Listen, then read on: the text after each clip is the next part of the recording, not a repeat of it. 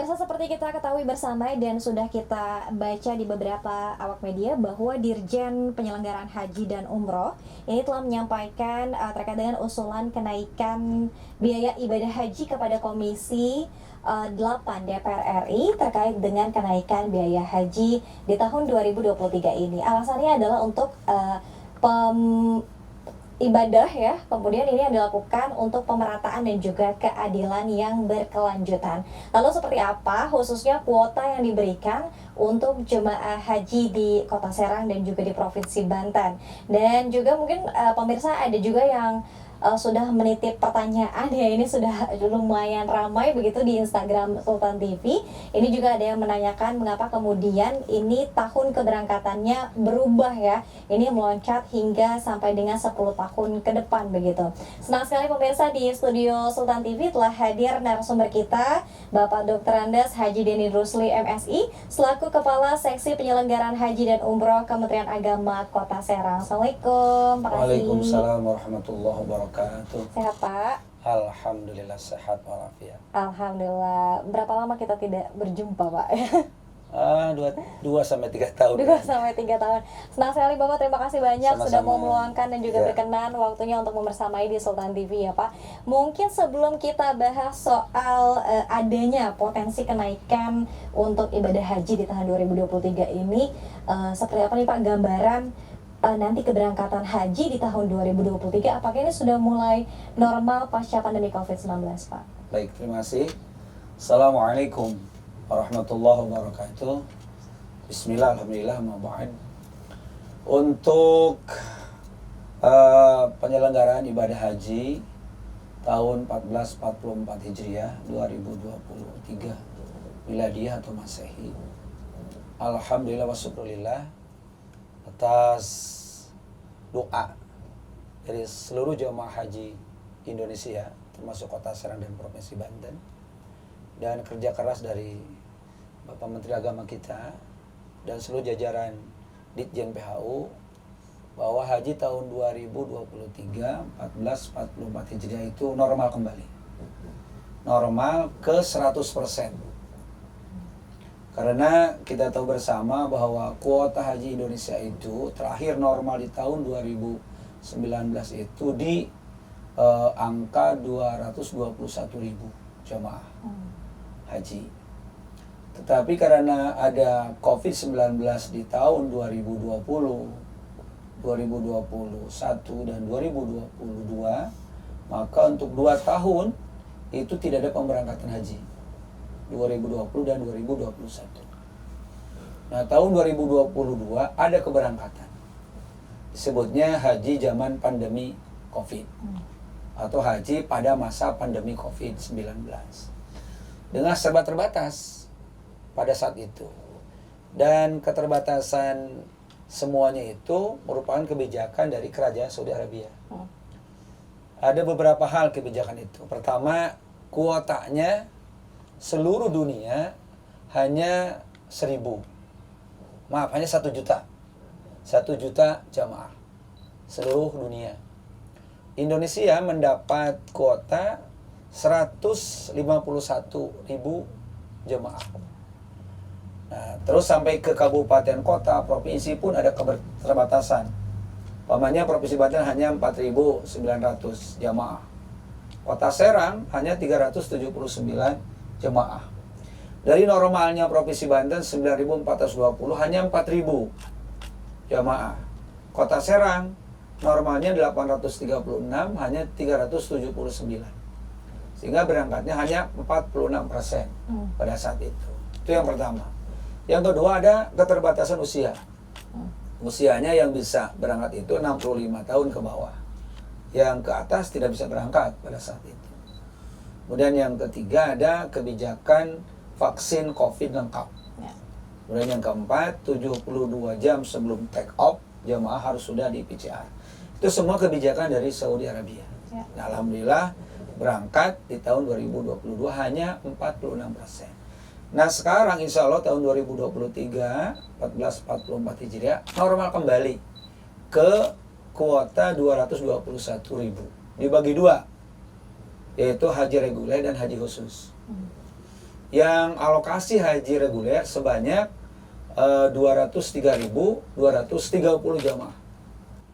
Kalau yang masuk haji khusus 17.680 jamaah. Nah itu kuota yang diberikan Saudi Arabia untuk Indonesia musim haji 2023 1444 Hijriah. Jadi ini kembali ke normal, kembali ke 100%. Insya Allah akan berangkat 100% dengan perincian tentu ada dua. Pertama, ada jamaah haji yang tahun 2020 tertunda, 21 tertunda, 22 berangkat hanya 40%, maka ada sisa 54% yang belum berangkat. Itu yang tertunda. Maka kalau ke 100% umpamanya di Kota Serang ada 836, yang baru berangkat 379, yang belum 457 berangkat. Nah, kalau ke angka 836 berarti kurang 438. Itu jamaah yang akan nanti diambil daripada porsi berikutnya. Begitu, ya. Tidak normal 100% jamaah yang akan melunasi 100%, bukan. Iya. Ya, seperti baik. itu. Baik, ada apa sisa calon jamaah haji di tahun 2022 yang kemudian berangkat di tahun 2023? Ya. Lalu ditambah kekurangannya dari calon jamaah haji di tahun 2023 begitu Ya, porsi berikutnya. Porsi berikutnya. Porsi berikutnya yang nanti masuk ke angka 379 orang gitu kan. Itu yang baru berarti itu. Dari porsi yang baru yang nanti akan melunasi ya sesuai dengan keputusan presiden yang akan datang. Oke, baik. Ini artinya adalah kuotanya sudah kembali normal ke 100%. Kemudian juga tidak ada batasan usia ya, Betul. Pak Kasih. Ini seluruh usia ini bisa berangkat. Berbeda dengan di tahun ketika masa pandemi kemarin ya, di tahun 2022 ini ada batasan usia 60 tahun ke atas. Ini disebutkan tidak bisa berangkat di tahun 2022 tadi. Nah, kemudian Pak, ini katanya ada juga banyak calon jemaah haji yang sudah mendaftar. Ketika misalnya mendaftar ini diperkirakan misalnya ya keberangkatannya di tahun 2026. Namun katanya banyak juga yang mengecek ini ternyata loncat tahunnya bahkan sampai 10 tahun mendatang 2036. Mengapa demikian Pak Kasih? Nah itu pengaruh dari keberangkatan haji tahun 2022 yang tidak normal. Jadi hanya 46% yang berangkat. Berarti pembaginya itu ketika ngecek porsi itu hanya 46%, tidak 100%. Maka akan loncat kurang lebih 10 tahun ke depan, gitu kan. Nah, itu sesungguhnya tidak jadi masalah, ya. Dan artinya dengan adanya loncatan masa tunggu itu sesungguhnya hanya persoalan pembagi dari kuota yang berangkat itu yang belum normal ke 100%. Nanti kalau sudah normal 100%, kembali ke porsi pada saat itu. Kalaupun umpamanya mundur, logikanya kan mundur dengan 2 tahun tidak berangkat, dengan tahun 2022 hanya 46%, berarti hanya mundur 3 tahun. Kalau umpamanya contoh, berangkat tahun 2023, maka akan berangkat tahun 2026. Tidak sampai 36, tidak, seperti itu. Nah, nanti tahun 2024 akan kembali normal. Karena ketika haji 100% normal dan itu pelunasannya dari awal itu adalah jamaah haji yang baru melunasi, maka akan normal kembali terkait dengan waiting list itu. Gitu. Jadi jangan khawatir. Itu tidak benar bahwa itu 10 tahun kemudian penambahannya tidak. Tidak ya. Prediksi saya itu paling 3 tahun. 3 tahun. Iya. Oke, baik. Ini keterkaitannya juga ada pertanyaan dari pemirsa juga, Pak Kasih. Ini mengecek porsi, apakah kemudian harus melunasi biaya haji terlebih dahulu, ataukah sebelum lunas juga ini sudah bisa melihat porsi? Ya, kalau untuk mengecek porsi bisa dengan 2 cara. Pertama, datang tentu ke kantor Kemenag Kabupaten Kota, yang Kota Serang ke kantor Kemenag Kota Serang. Datang untuk mengecek porsi di Siskohat. Aplikasinya Siskohat, sistem komputerisasi haji terpadu. Nah, dicek di situ, memasukkan nomor porsi, keluar itu, ya kan, untuk ngecek porsi keberangkatan. Atau yang kedua lewat aplikasi, aplikasi Haji Pintar, namanya. Silakan bisa diambil, dicari atau dimiliki oleh jemaah haji dari aplikasi Play Store Itu kan dari situ bisa diambil. Kemudian di situ ada aplikasi Haji Pintar. Kalau sudah ada aplikasinya muncul di HP Android ataupun handphone masing-masing, masukkan saja nomor porsi. Akan muncul di situ tahun keberangkatan jemaah haji yang bersangkutan. Bisa dua cara itu. Bisa dengan Ya dua kan? cara itu ya. Atau mungkin kalau misalnya masih mengalami kesulitan, tadi kata Pak Haji bilang bahwa bisa langsung datang saja Betul. ke Kemenang Kota Serang ya, Siap. untuk kemudian yang misalnya mendaftar di Kemenang Kota Serang.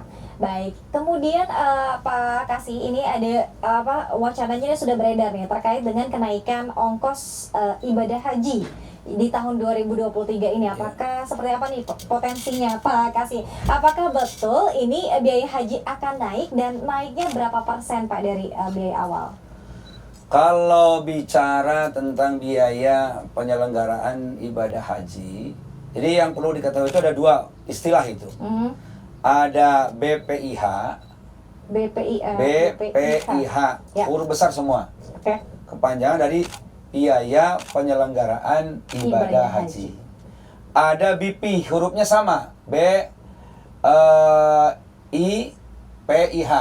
Ya. Tapi yang huruf besarnya hanya B yang pertama. Untuk I selanjutnya kecil. Dibaca BP, BP. ya kan? Nah, kalau BPIH yang tadi itu biaya untuk seluruh operasional penyelenggaraan ibadah haji. Dari mulai katakanlah BIMSIK manasik haji di KUA sebanyak 8 kali, di Kemenag 2 kali, ada pembinaan karu-karom, ya kan? Kemudian terus untuk pelaksanaan ibadah haji sampai berangkat dan pulang, itu namanya biaya penyelenggaraan ibadah haji. Nah, ada juga BP. BP kepanjangan biaya perjalanan ibadah haji. Nah, kalau BP ini adalah kita istilahkan biaya yang dibebankan kepada jamaah. Nah, itu kan kalau BPIH keseluruhan biaya. Maka kalau bicara BP itu biaya penyelenggaraan ibadah haji itu kalau yang 2022 umpamanya sebesar 98,8 juta. Itu BPIH. BP-nya berapa? Ya. Yang dibebankan kepada jamaah hanya 39,8. Ya. Yang 2022. Nah, yang sekarang itu yang sudah diusulkan oleh pemerintah lewat Bapak Menteri Agama kita dalam rapat dengan Komisi 8 DPR RI pada tanggal 19 Januari 2023 itu mengusulkan bahwa BPIH untuk musim haji tahun 2023 1444 Hijriah sebesar 98,8 juta. Ya kan? Nah, dari situ itu untuk BP-nya berapa? Ya. Yaitu 69,2 juta. Oke. Itu kan? Nah, dengan demikian maka di tahun 2022 itu persentasenya antara BPIH dengan BP itu kalau BP-nya itu yang dibebankan kepada jamaah itu sebesar 40,56%. Itu kan? Yang jadi subsidi ataupun nilai manfaat dari BPKH itu sebesar 56% sekian. Jadi lebih besar persentase dari nilai manfaat Subsidi atau subsidi ya. pada Oke. tahun 2022. Oke. Mana tahun 2023 ini, nah itu usulan Pak Menteri, Pak Gusmen kita itu yang BP-nya yang dibebankan kepada jamaah sebesar 70%, senilai 69,2 juta. Nilai manfaatnya atau subsidinya hanya 30%, Ya. sebesar 29,6 juta. Jadi itu perimbangan antara 2022 dengan 2023. Artinya kalau melihat persentase, memang untuk tahun 2023 yang dibebankan kepada jamaah itu ada kenaikan. Dari 46% sekian menjadi 70% yang menjadi beban jamaah. Nah itu betul ada kenaikan usulan itu. Tapi sudah melalui pertimbangan yang matang Ya. Pak Menteri, Pak Dirjen PHU untuk mengusulkan ini kepada rapat di Komisi 8 DPR RI. Oke, ini nilainya sama dengan ibadah haji plus dengan ibadah haji biasa atau seperti apa Pak untuk nominalnya? Tentu tidak sama. Ya. Kalau untuk haji plus, Ya. itu apalagi haji dengan visa mujamalah kan beda banget. Ya beda dalam konteks pengelolaannya, beda dalam konteks biaya. Kalau haji khusus diselenggarakan oleh PIHK, penyelenggara ibadah haji khusus. Orang menyebutnya travel, kan? Termasuk juga dengan visa mujamalah, orang menyebutnya haji puroda. Ya. Nah itu legal dan itu diselenggarakan oleh PIHK juga. Jadi beda penyelenggara, beda biaya. Bahkan untuk kedua model haji ini, baik haji khusus maupun haji dengan visa mujamalah, setelah awalnya juga pakai dolar, ya kan? Umpamanya untuk haji khusus berapa setelah awalnya $4.000 plus dengan pengurusan administrasi di PIHK itu nyampe $5.000 untuk haji khusus. Ya. Nanti berapa hajinya itu sampai ke $13.000 itu untuk haji khusus. Kalau rupiahnya mungkin sekitar 190 jutaan untuk haji khusus. Haji dengan visa mujamalah atau haji furoda itu di angka $23.000 itu sampai nilai sekitar 360 juta, kan jauh, ya kan? Jauh terkait pembiayaan. Maka kalau haji reguler itu hanya 98,8 juta. Kan gitu. Ya. Gitu. Oke, ini artinya betul ya adanya usulan dari Bapak Menteri Agama dan juga usulan dari Dirjen Penyelenggaraan Haji juga kepada pemerintah untuk kemudian kenaikan tadi ya yang dibebankan kepada calon jemaah haji. Nah ini sosialisasinya seperti apa Pak Kasih? Apakah sudah sampai kepada masyarakat yang apalagi di notabene mungkin calon jemaah haji yang akan berangkat di tahun 2023 ini? Artinya ada anggaran yang atau budgeting kembali yang harus dibayarkan oleh calon jemaah haji seperti itu? Ya sesungguhnya untuk saat ini kan bentuknya baru usulan, usulan pemerintah lewat Kementerian Agama, Pak Menteri. Artinya usulan ini saya sampaikan di awal itu sudah dengan perhitungan matang, ya haji tahun 2023. Nah nanti proses setelah usulan Pak Menteri ini kan dibahas oleh Panja, Panitia Kerja DPR untuk membahas BPIH ini, ya termasuk BP-nya yang menjadi beban jamaah. Setelah dibahas, ya sepakat, setuju semua dan berbagai pertimbangan yang matang, maka nanti akan keluar Kepres.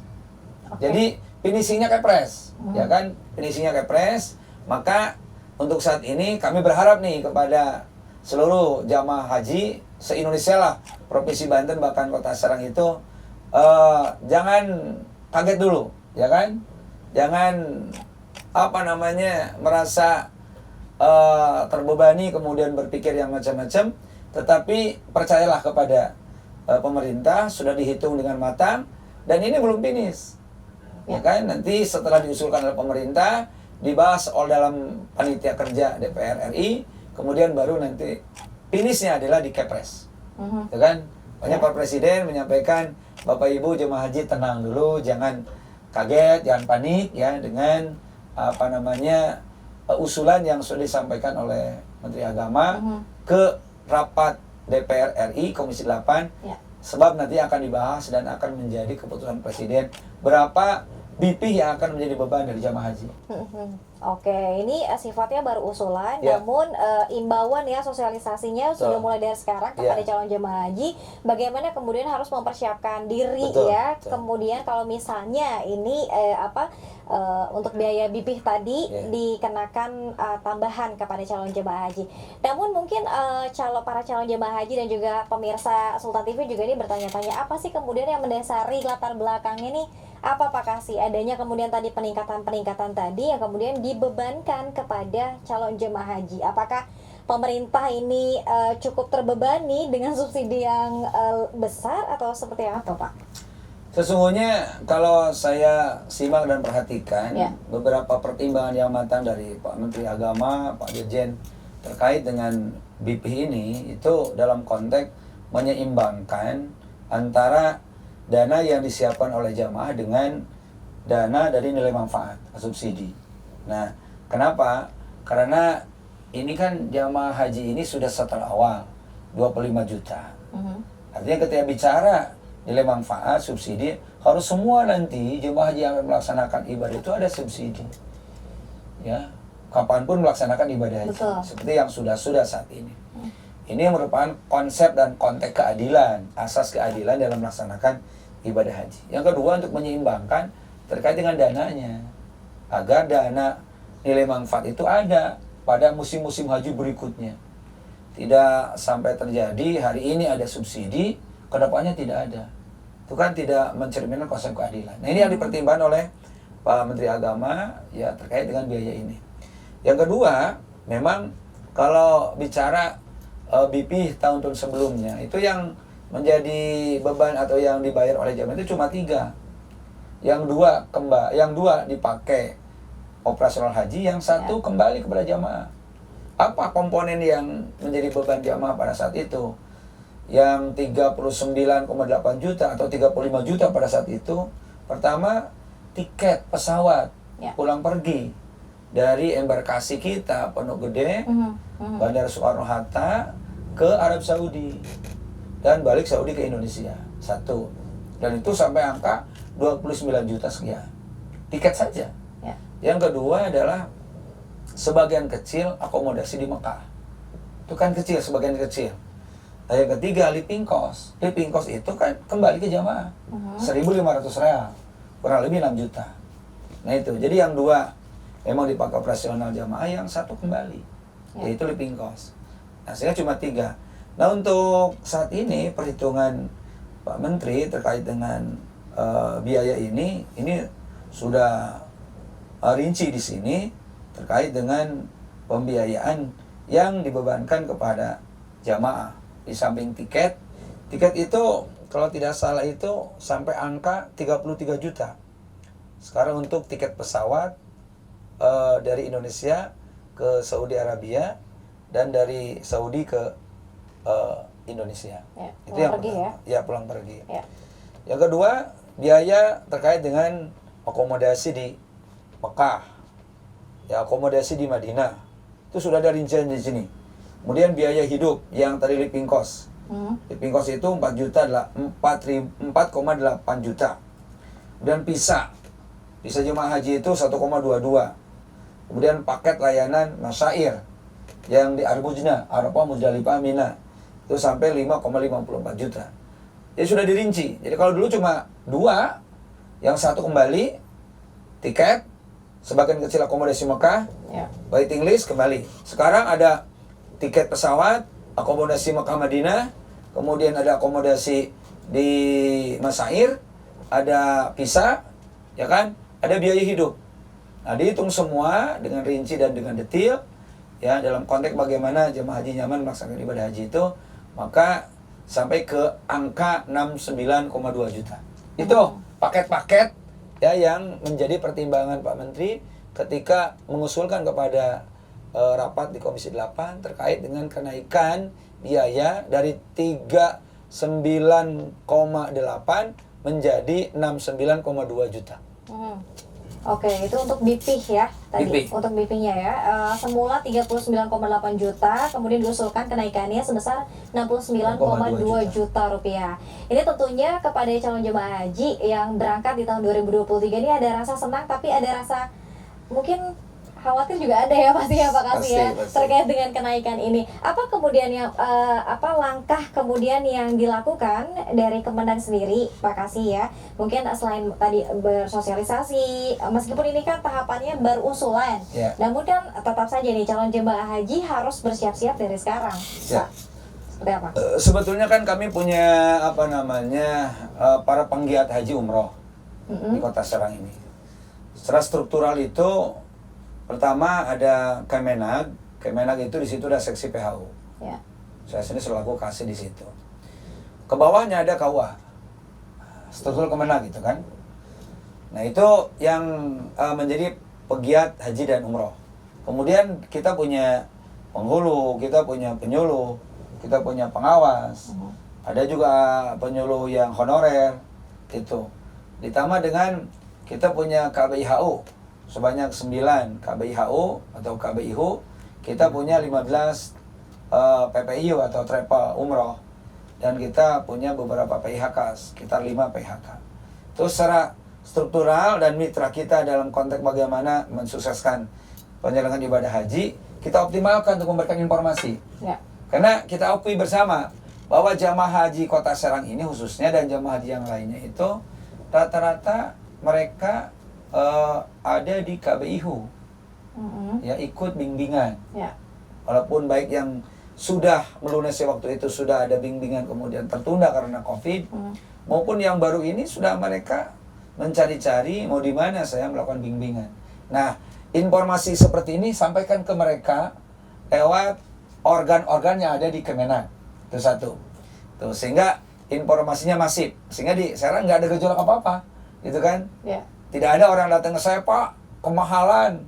Pak, saya nggak nerima, nggak ada. Ya, sampai hari ini. Okay. Ya, adem, ayam, tenang, dan sebagainya. Apalagi Kondusif, saya, ya, Pak? ya, Kondusif. kondusif. Karena saya menyampaikan ini kan usulan, ya, dengan pertimbangan yang matang. Mudah-mudahan nanti dibahas di panitia kerja DPR RI. Ya. Nanti ujungnya di Kepres. Mudah-mudahan yang terbaik buat jemaah haji Kota Serang khususnya dan Banten pada umum. Jadi alhamdulillah seperti itu. Itu yang pertama. Yang kedua lewat link lain, organisasi. Saya di DMI, saya di Forum Komunikasi, saya di Menjadi Al-Bantani, Ya. saya di LPTK, saya di BP4. Semua informasi itu saya sampaikan. Ya, agar masyarakat tahu dari sumber yang sebenarnya. Tidak ada dari media yang mungkin kurang dan tidak bisa dipertanggungjawabkan. Apalagi ada hoax ataupun berita bohong, bahkan ya sifatnya mengkompori dan sebagainya, itu yang tidak diinginkan oleh kami. Itu kami lakukan agar informasi itu sampai kepada masyarakat. Yang ketiga media tentu. Ya. Hari ini ada di Sultan TV. Ini bagian sosialisasi kami ya tentang bagaimana kondisi terkait biaya haji pada tahun ini. Termasuk saya di media lain ya untuk menyampaikan hal-hal yang terkait dengan perhajian ini. Sehingga alhamdulillah Kota Serang kondusif dan tentu dinamis masyarakatnya, dan apapun yang terjadi dengan keputusan Presiden nanti itu adalah sesuatu yang harus didukung, disikapi, diterima dengan baik. Apalagi ini bab ibadah ya. Ibadah di situ ada konsep istitoah.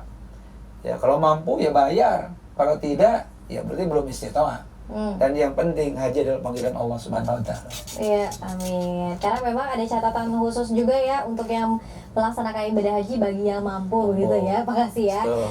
Oke, mungkin terakhir Pak Kasih, pertanyaannya dari kenaikan tadi BPIH yang kemudian dibebankan kepada calon jemaah haji di Kota Serang dan seluruh Indonesia tadi, persentasenya mengalami kenaikan. Lalu seberapa dipastikan ya nih Kementerian Agama bisa menjamin subsidi yang akan terus diberikan kepada calon jemaah haji di tahun-tahun yang akan datang dari kenaikan ini?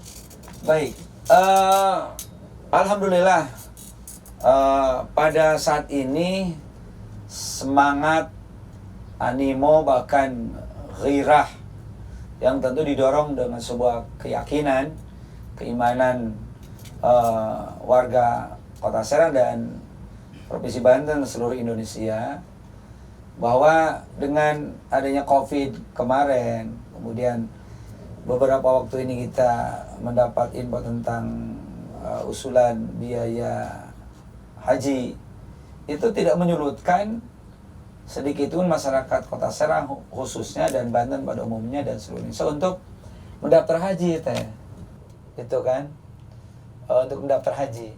Bahkan kalau hari ini daftar haji di Kota Serang nunggunya 27 tahun waiting listnya, menunggu selama 27 tahun.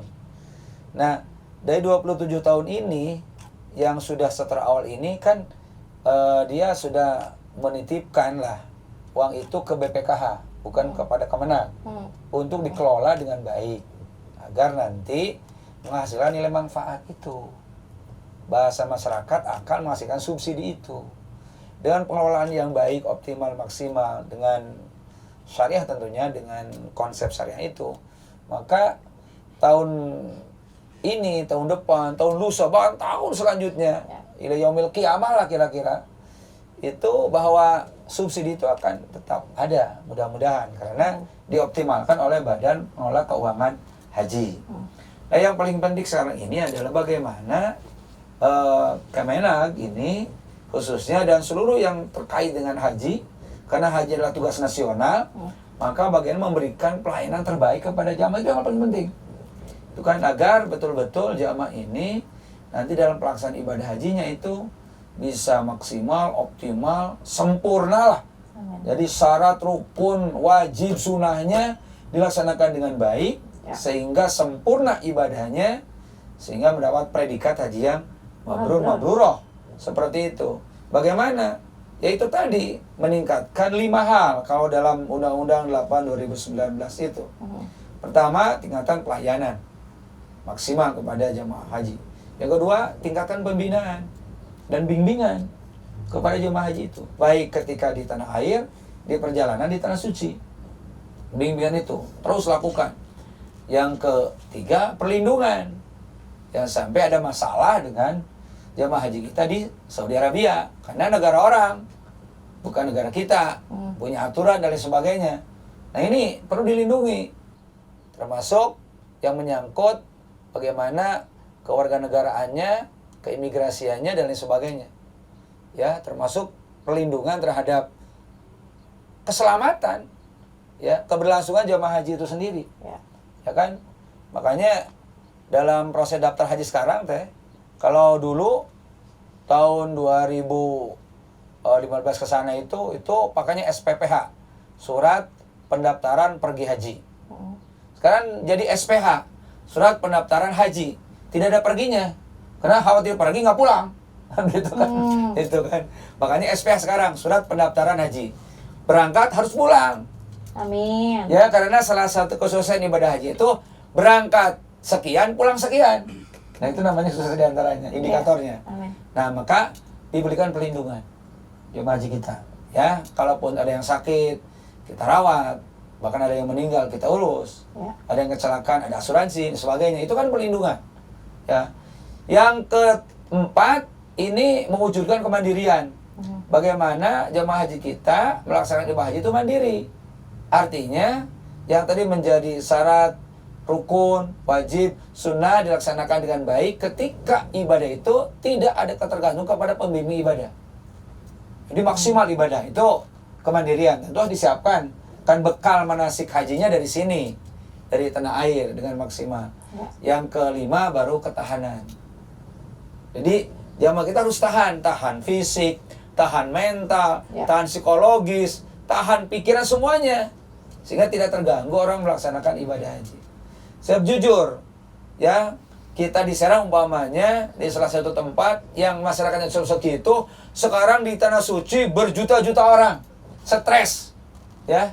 Kemudian lihat geografisnya seperti itu, bahasanya nggak ngerti dan sebagainya. Maka ini perlu ada semacam upaya supaya jemaah haji tahan terhadap itu, sehingga tidak beban mental, tidak nervous, tidak stres lah kira-kira ketika melaksanakan ibadah haji. Ini terjadi.